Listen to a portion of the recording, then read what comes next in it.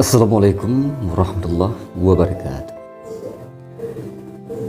Kali ini saya akan berbagi sebuah informasi dari sebuah rekaman suara asli yang pernah tersimpan beberapa tahun yang lalu. Informasi ini perlu Anda waspadai dan hati-hati dalam menanggapinya, khususnya bagi semua masyarakat Aceh yang kami cintai. Mungkin ada dari rakyat Aceh yang belum mengetahuinya, karena ini sangat tertutup rapat dalam program bermain halus dalam menghancurkan targetnya, yakni Aceh di mata dunia. Nah, jadi kami berkesimpulan kali ini untuk membagikan sebuah rekaman dalam video ini kepada saudara dan saudari kami sebangsa dan seiman yang ada di seluruh negara Indonesia dan khususnya Aceh, untuk saling menjaga keislaman yang tetap terjaga di bumi Aceh Serambi Mekah. Karena Aceh lah satu-satunya yang diberi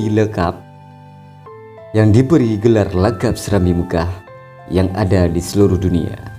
Dan ini patut kita jaga bersama dan kita cintai dalam bingkai NKRI.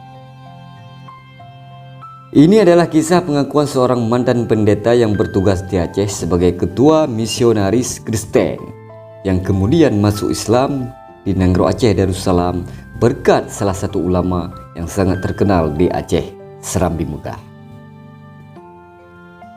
Namun perlu Anda ketahui, mantan pendeta ini bukanlah orang sembarangan, yakni orang pilihan yang mewakili benua Asia yang dikirim khusus ke Yerusalem untuk belajar ilmu perinjilan dengan pencapaian gelar sarjana STHMI-ICM atau Pendeta Ahli Sejarah Perinjilan tingkat internasional. Setelah mantan pendeta tersebut mendapatkan gelar predikat internasional dan kemudian ditunjuklah sebagai ketua misionaris Kristen untuk tinggal di Provinsi Aceh.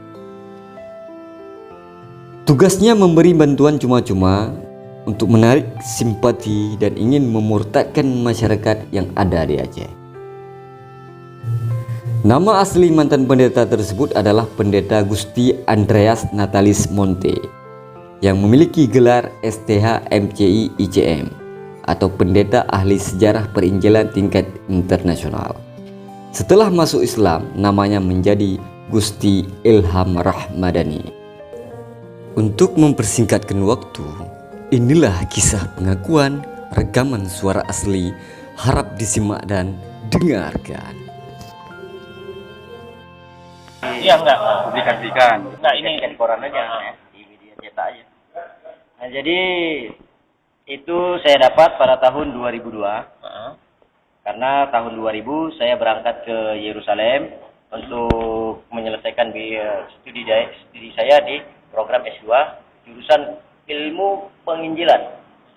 Jadi satu-satunya pendeta dari Indonesia, 16.777 pendeta aliran Rohul Kudus yang dikirim ke Yerusalem hanya saya.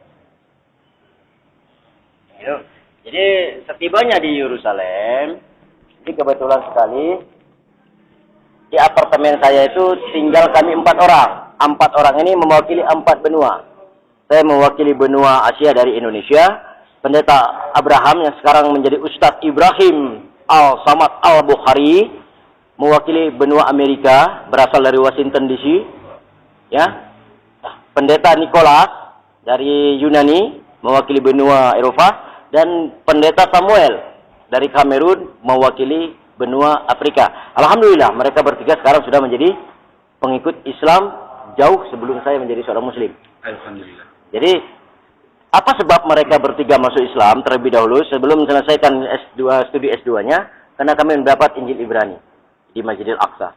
Jadi di Masjidil Aqsa itu di bawah di khutbah ya, di kat mimbar itu ada terowongan. Di situ tersimpan segala pustaka tua dari mulai Zabur, Taurat, Injil dan Al-Qur'an yang ditulis oleh para sahabat pada waktu itu ya. Jadi tulisan Bilal juga ada di situ. tulisan Abdurrahman bin Auf juga ada. Jadi sejarah tentang bertobatnya seorang raja, Maharaja Ibrahim bin Adham juga ada di situ. Jadi setelah kami mengacak-ngacak perpustakaan tua di Masjidil Aqsa itu, dapatlah salah satu kitab tua yang ditulis di atas daun-daunan, ya, dan kulit kayu, ya. Di situ berbahasa Ibrani yang semua isinya 425 ayat. Salah satu ayat itulah yang membuat ketiga pendeta tadi berbalik 180 derajat. Apa isinya? Di ayat yang ke-415, Nabi Isa berkata, "Aku bukan Mesias." Jadi pengertian Mesias dalam bahasa Ibrani adalah Tuhan yang menciptakan alam semesta. Dan aku bukan Eli. Aku adalah Isa. Aku bukan Yahya. Aku adalah Isa putra Maryam.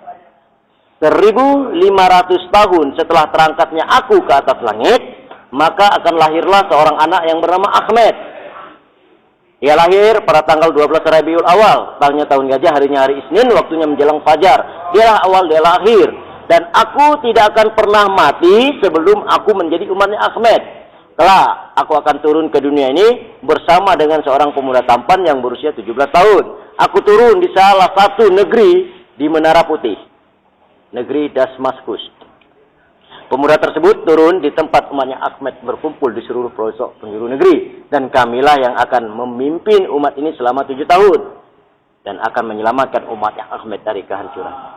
Nah, itu. Jadi itulah isi daripada Injil Ibrani. Jadi dari situlah ketiga sahabat saya itu berubah pikiran. Dia berkata, kami cari di dalam Barnabas, kami cari di dalam Bible, kami cari dalam Alkitab Keluaran tahun 01 yang ditulis oleh Rasul Paulus. Siapa Rasul Paulus itu? Itulah cikal bakal Paus, pimpinan Katolik pertama. Ya, sementara Rasul Paulus ini adalah seorang sahabat Nabi Isa, salah satu sahabat Nabi Isa yang ke-10. Jadi dialah yang menipu seluruh umat Kristen dunia hingga pada hari ini. Kenapa? Karena tipuan dia itu, karena ambisi dia ingin menguasai dunia lah, maka dia palsukan Injil, ayat-ayat yang diturunkan Allah kepada Isa alaihissalam. Nah itu. Jadi setelah mereka bertiga pulang dan mereka resmi masuk Islam di Masjid Madinah, tinggal saya. Jadi saya menyelesaikan bidang studi saya di program S2 pada tanggal 1 Februari 2004. Selesailah saya menyandang predikat MMI ICM. Jadi itu MMI ICM itulah predikat pendeta internasional. Jadi MMI itu predikat pendeta internasional, ICM itu ahli sejarah dalam kitab. Itulah gelarnya itu kan.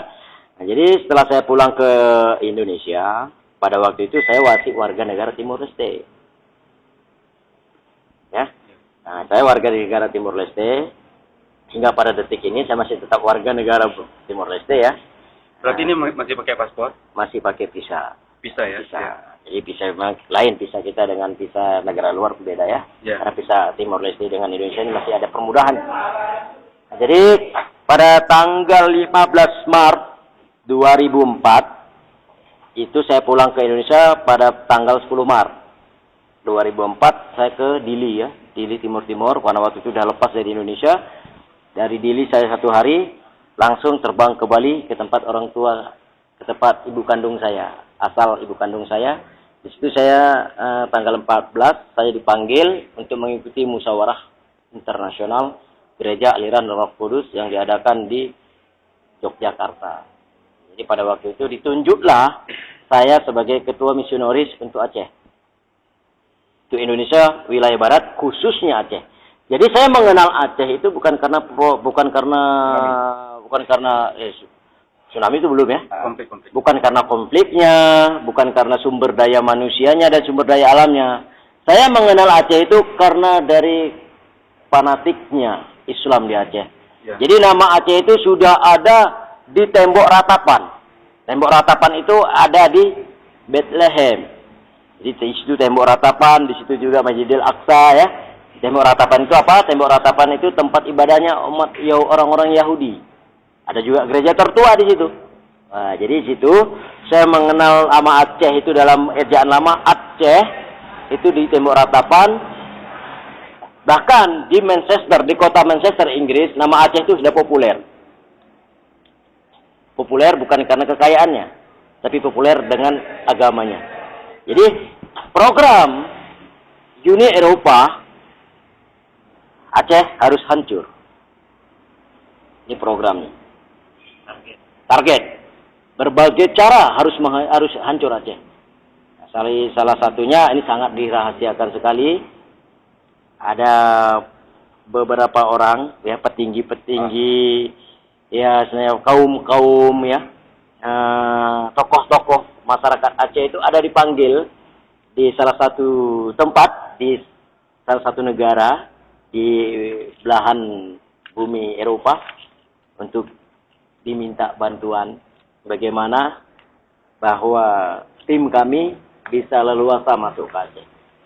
Jadi itu ada salah satu tokoh masyarakat Aceh memberikan rekomendasi kepada kami untuk menjelajahi Aceh.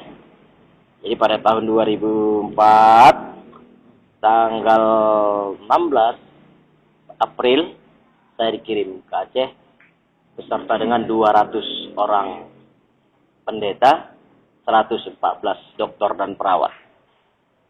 Berarti itu disyahadatkan masuk Islam kapan, Ustaz?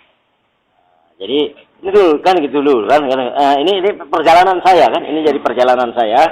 Nah, jadi masuk ke Aceh kami bukan ke Kutaraja, tapi ke Kabupaten Pidi. Kenapa harus ke Kabupaten Pidi? Karena salah seorang putra Kabupaten Pidi lah yang menjadi Pendeta. penunjuk jalan bagi kami. Ya. Karena dia seorang pendeta ya. Ya. Dia seorang pendeta berasal dari Padang Tizi. Ya. Bernama Jadi, siapa? nama aslinya kalau tidak salah saya Tengku Muhammad Zaini, tapi nama baptisnya Pendeta Yohanes Mahmud. Jadi situlah. Jadi bekerja saya sampai bulan 10 kami bekerja dengan sistem memberi bantuan sosialisasi kepada masyarakat yang pada waktu itu dalam keadaan konflik ya, di mana masyarakat cari makan pun agak ketakutan. Dan disitulah kami memberikan bantuan-bantuan secara gratis, secara cuma-cuma kepada masyarakat yang sementara pada waktu itu rakyat Aceh dalam keadaan ketakutan. Siapapun tidak ada yang mau peduli dengan rakyat Aceh. Jangankan kepada TNI Polri, dengan bangsa sendiri pun selalu ditindas. Salah satunya pajak Nanggro. Itu penindasan sebenarnya. Penindasan, pemaksaan sebenarnya itu pajak Nanggro pada waktu konflik ya. Jadi disitulah kami masuk. Istilahnya kami masuk dengan lambang tali kasih. Sambungan dari tali kasih itulah embun penyejuk di tengah kekeringan. Itulah kami. Jadi dengan belas kasih yang kami berikan kepada masyarakat Pidi pada waktu itu, ada 16 orang yang murtad. Jadi 10 perempuan, 6 laki-laki. Jadi setelah mereka murtad itu belum kami baptis. Secara baptisan air belum, baptisan roh sudah. Malam pas tanggal 25 Desember kami mengadakan perayaan Natal di salah satu tempat di Banda Aceh. Malamnya kami adakan pesta di salah satu makam orang yang sangat dikeramatkan di Aceh, itu Syah Kuala. Yang beserta dengan anggota-anggota BRIMOB ya. Betul. Pada waktu itu kami bakar babi, 2 ekor babi dengan kayu bakarnya 40 Al-Quran.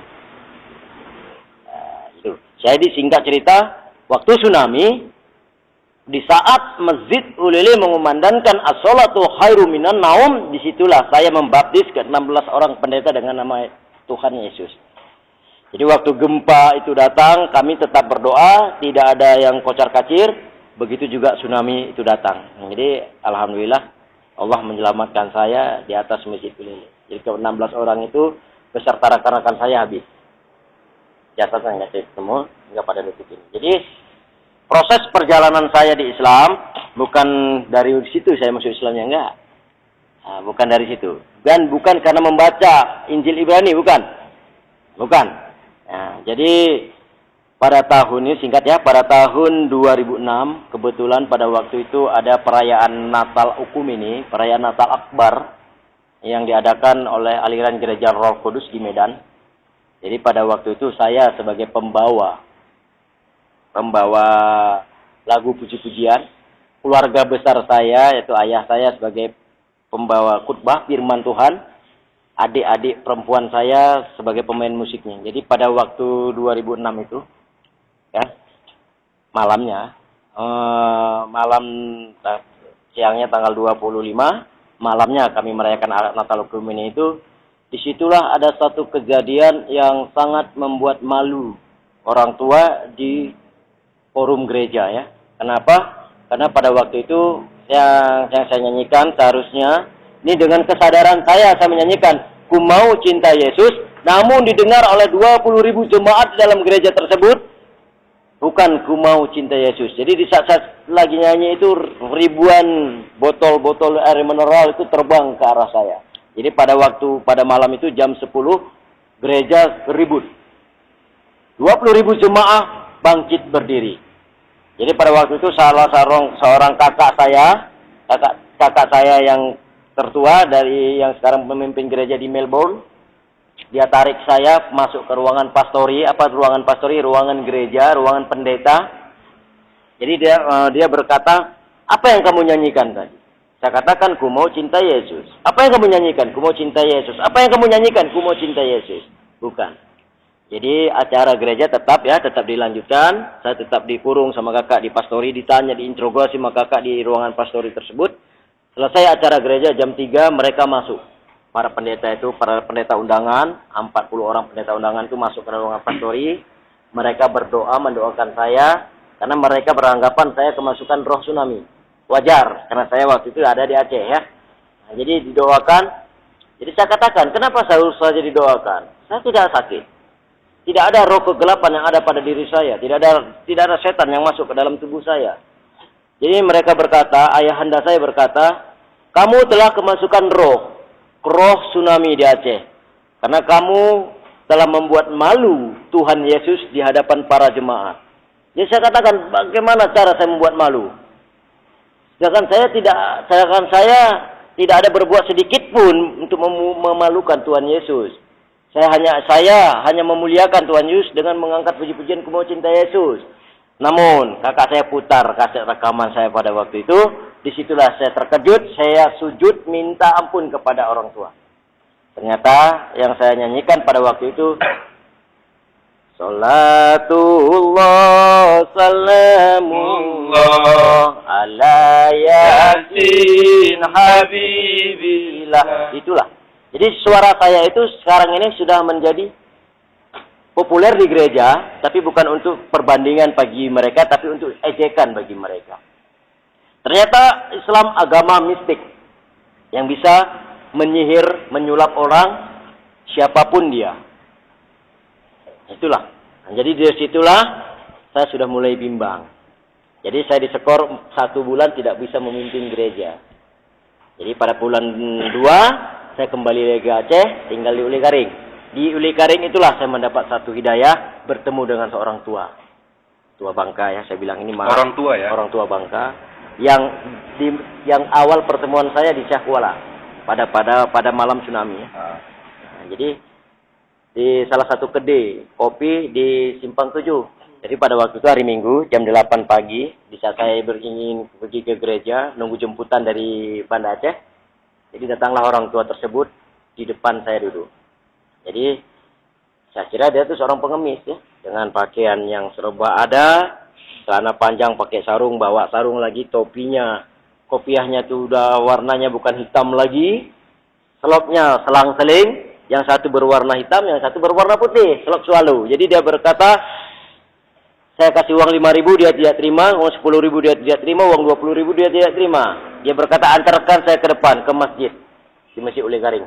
Jadi saya antar dia ke depan, ke kamar mandi, sampai kamar mandi, masuk dia ke dalam masjid, saya tunggu di depan. Di depan masjid itu di tangga duduk. Waktu itu Masjid Uli Karing belum dirubah. Masih bangunan lama. Jadi saya SMS sama anak buah saya, di Banda Aceh. Mungkin saya agak telat sampai di gereja.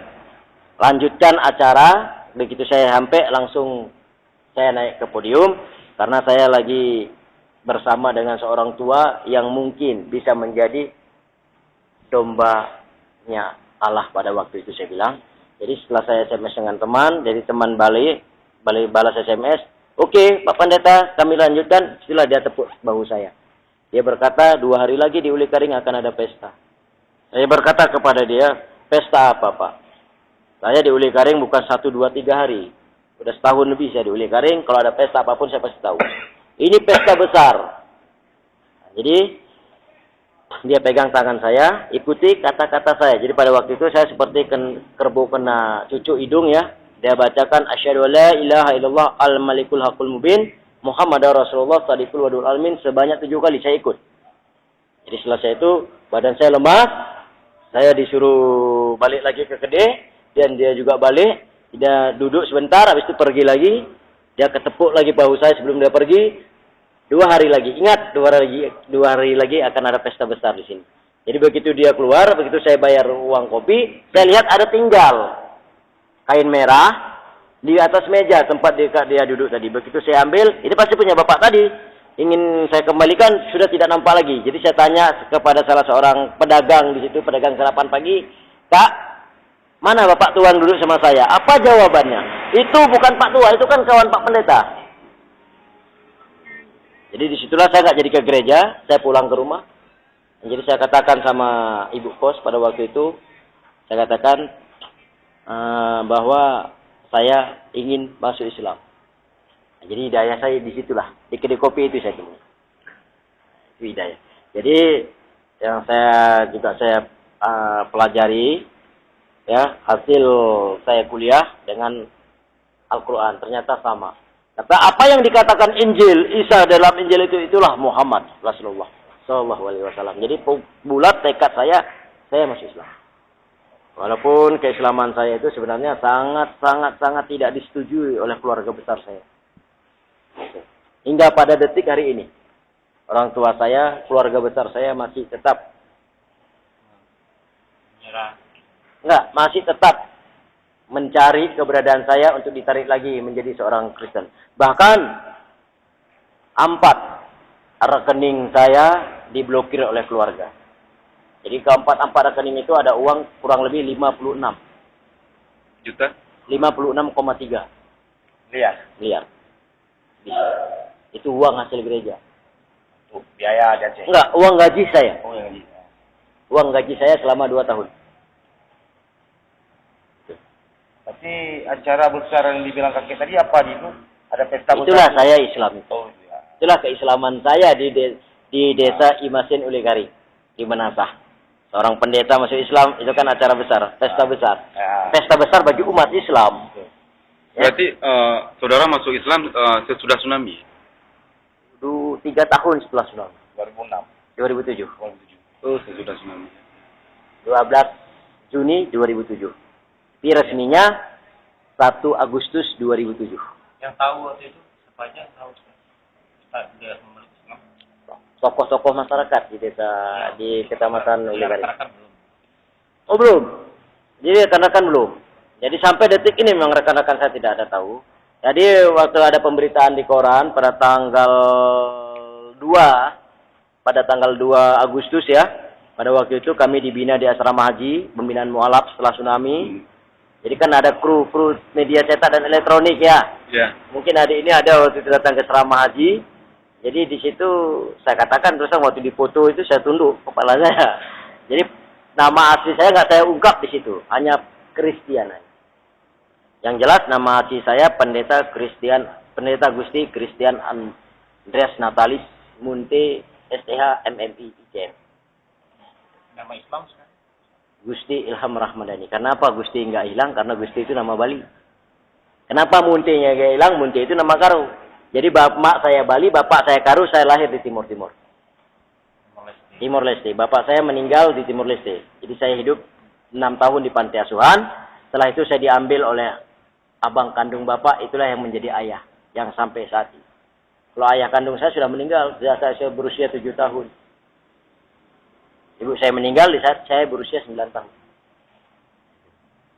Oke. Itu. Nah, Jadi saya mau tapi, ya? Tapi yang Injil revisi sekarang nggak ada yang 415 ayat itu udah diubah ya? jadi Injil itu dihilangkan pada tahun 350 sebelum Masehi. 350 sebelum Masehi. itu udah diubah.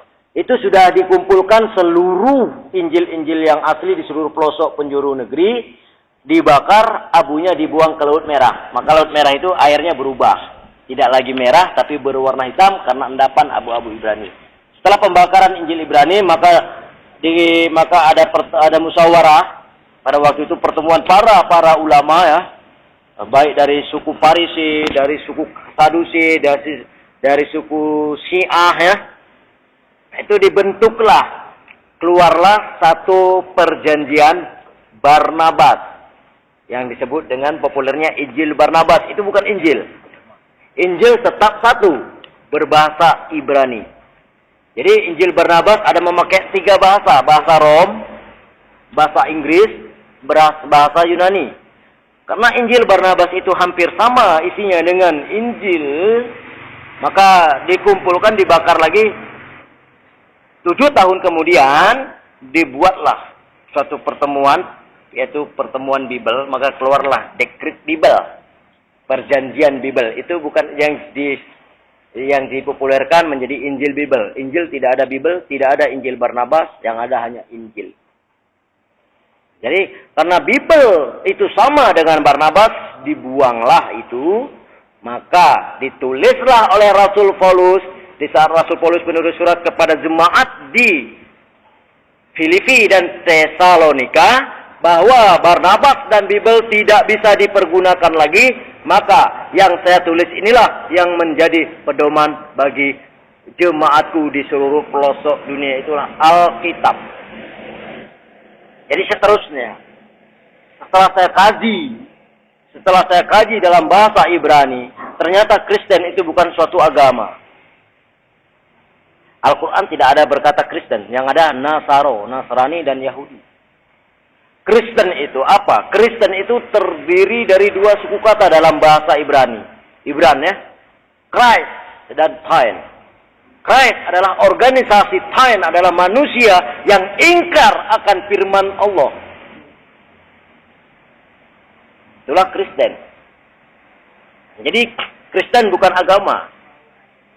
Kristen organisasi sekelompok manusia yang ingkar akan firman Tuhan. Kalau dalam Islamnya aliran sesat seperti Melata Abraham, itu ingkar kepada Al-Quran dan Al-Hadis. Nah itulah di situ. Jadi saya masuk Islam tidak ada paksaan apapun. Yang hidayah kata mimpi-mimpi itu tidak ada seperti mualaf-mualaf yang lain. Karena saya nggak pandai ngarang cerita ya.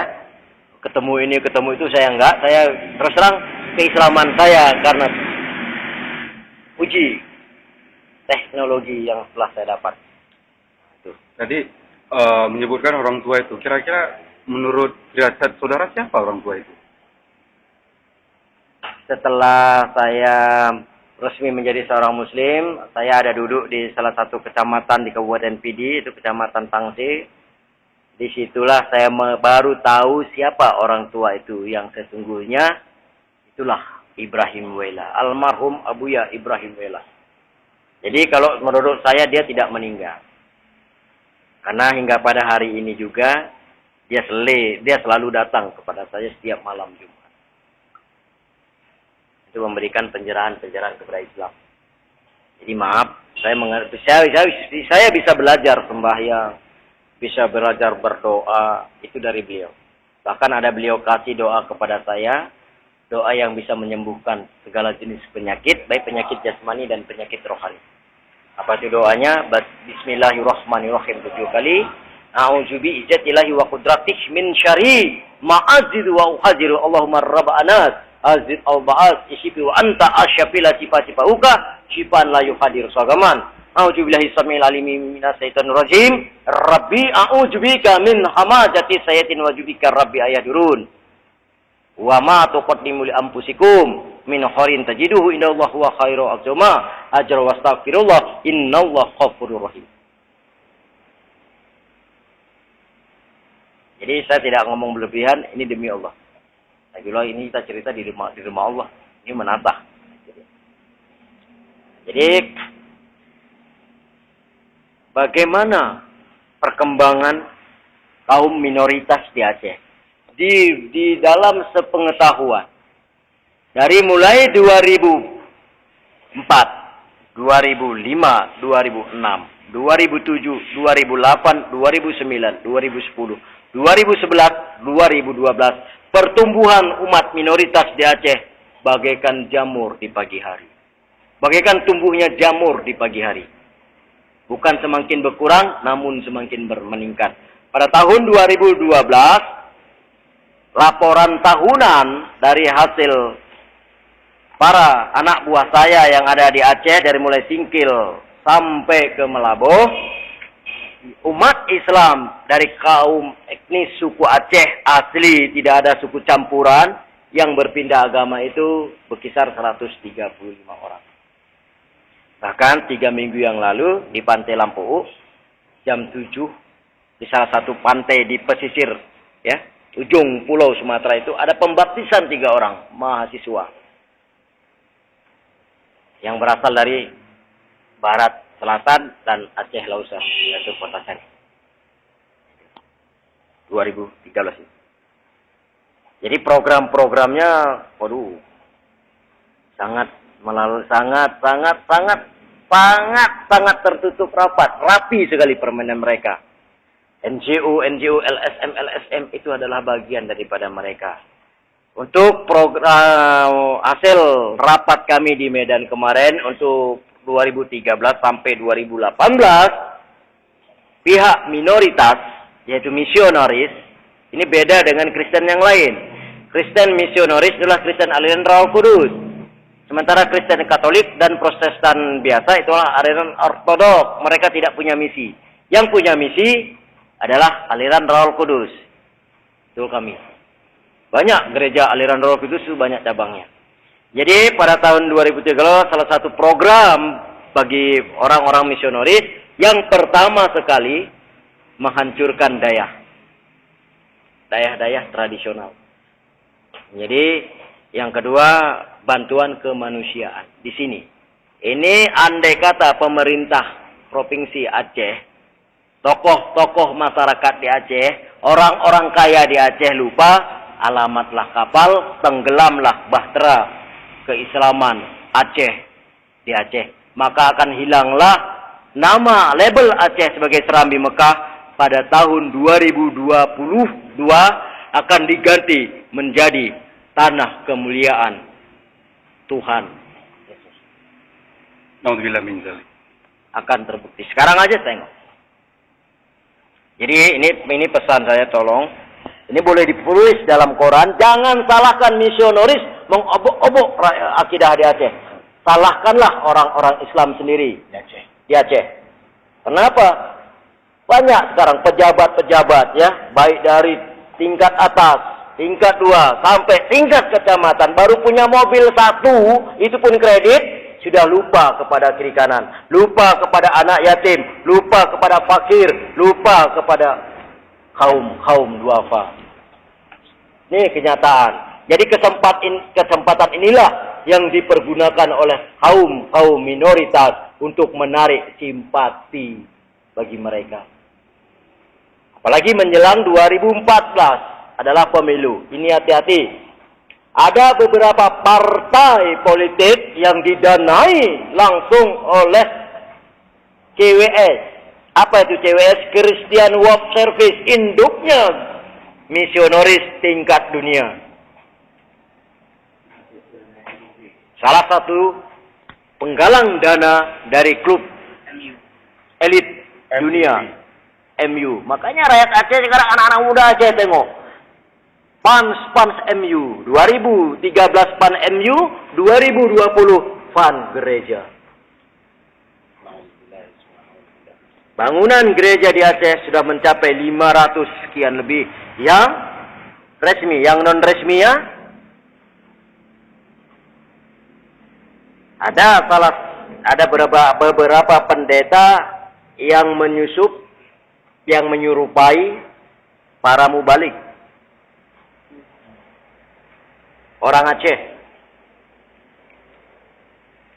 Rahmat Effendi, Anwar Ismail, dan Muhammad Saleh bin Gade. Itu hati-hati. Ketiganya orang mana? Ketiga-tiganya orang wilayah seberang Selawak ke sana. Apa itu? Oh, seberang Selawak ke sana ya. Salah satu kabupaten 4 sehat 5 sempurna. Berarti PD ya? Jadi Kabupaten PD saya label, ya sudah saya label dengan matra. Demikian yang dapat kami bagikan. Semoga bermanfaat. Sampai jumpa di video selanjutnya. Wassalamualaikum warahmatullahi wabarakatuh.